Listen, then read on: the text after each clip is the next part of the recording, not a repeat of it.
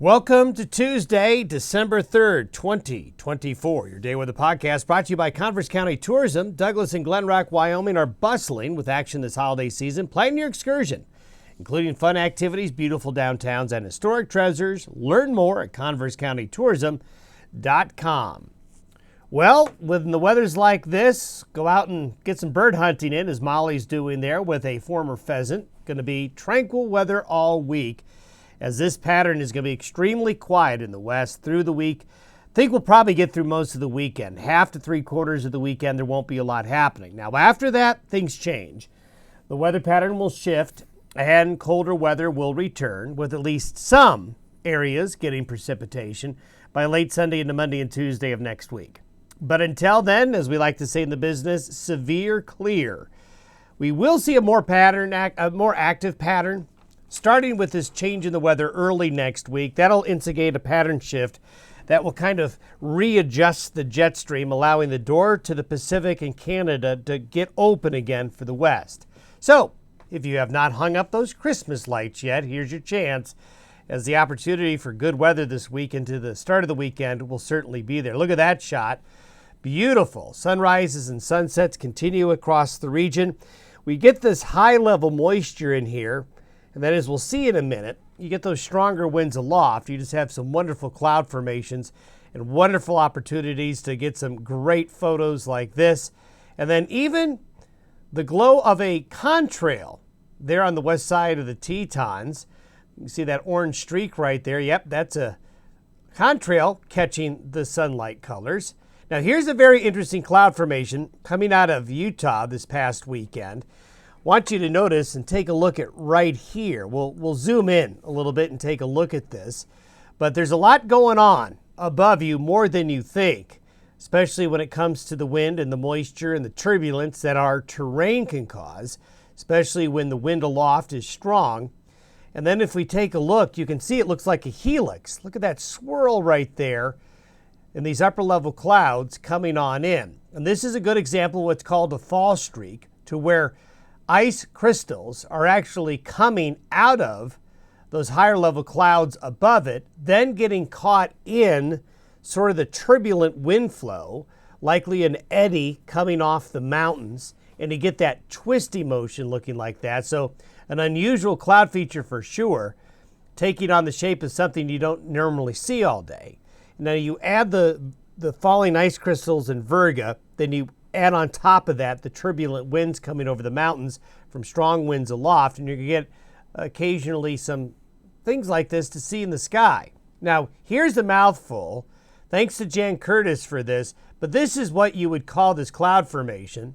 Say that 10 times very fast, but that's what you see going on in terms of all the clouds and what the correct description would be. So quite a bit going on there, and here's a satellite loop for the time that occurred. And what is interesting, when you take a look, you can see the upper level moisture coming into southwest Utah here, and you can see a little bit of a wave action going on. And this is for the same time frame in Wyoming, and you can see all of the upper level clouds and the wave features going on when you put all that into motion. The satellite imagery this morning looks exactly like yesterday's. There's a lot of weather out in the Pacific. There's weather still in the east, and we're in the happy place of high pressure right here, where there's just really not much going on. This is about as nice of a weather you're going to get in the month of December, all due to that big ridge of high pressure along the west coast, directing all the cold weather into eastern Canada and the eastern side of the United States. And there you can see off the Aleutians here, west of Alaska, there's a cold, moist air mass. Now, this is eventually here going to play a factor in our weather pattern change later on.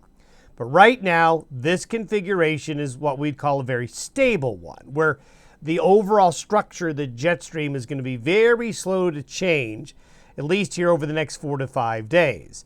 This takes us all the way into Saturday morning. So you can see that, generally speaking, a lot is the same. But notice the Gulf of Alaska starts to change with that Aleutian low beginning to come in towards British Columbia.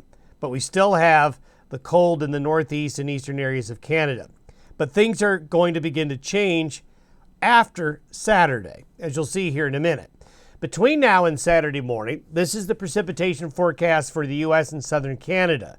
We've got some rain along the Gulf Coast, some thunderstorm activity down there with an upper level low. You can still see that there's just going to be more lake effect snows going on in the Great Lakes. Wintry weather up into New England, down the Appalachians, and look at Canada. Canada's starting to really pile up the snow. Let's take what we're seeing here and convert that to snow.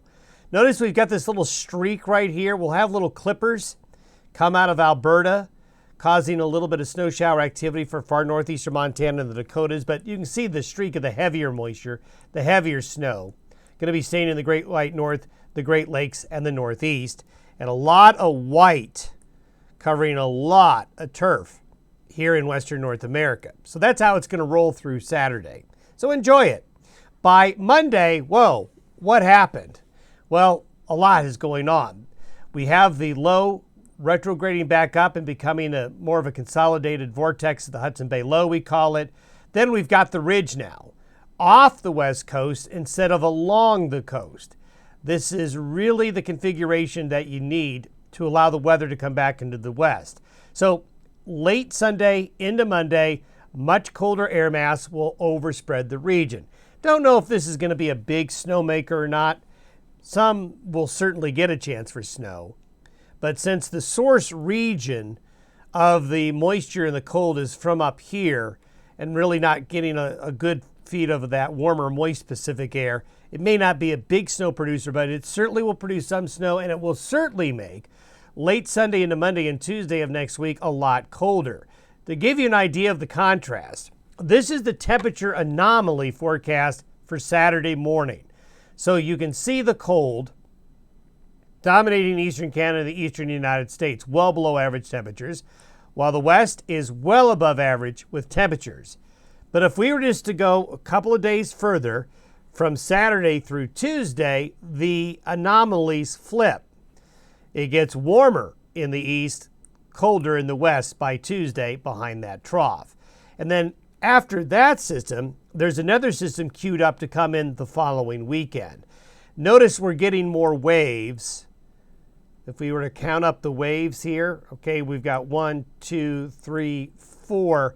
The number of waves goes up, and when the number of waves go up along the flow of the jet stream here, you're going to have more frequent weather pattern changes, and the gaps between the systems will be shorter. So the pattern's going to get more active, starting with this weather pattern change late in the weekend and early next week. Have yourself a great Tuesday. We'll see you tomorrow.